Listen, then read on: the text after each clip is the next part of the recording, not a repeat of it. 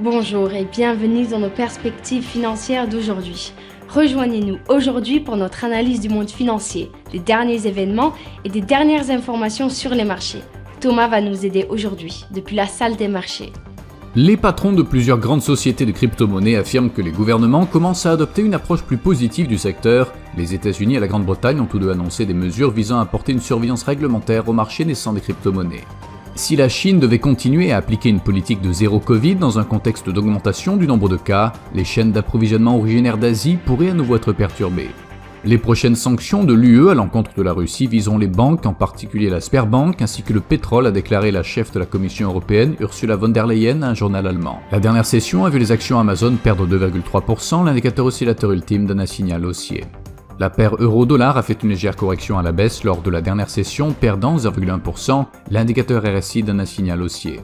La paire livre sterling-dollar s'est échangée latéralement lors de la dernière session, l'indicateur stochastique RSI indique un mouvement baissier.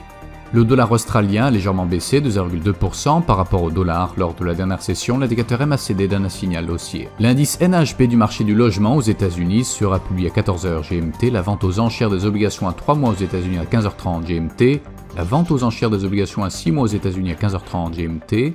Le taux de chômage de la Finlande sera publié à 5h GMT, le PIB de la Chine à 2h GMT, les ventes au détail de la Chine à 2h GMT. Nous espérons que vous avez apprécié nos perspectives du marché d'aujourd'hui.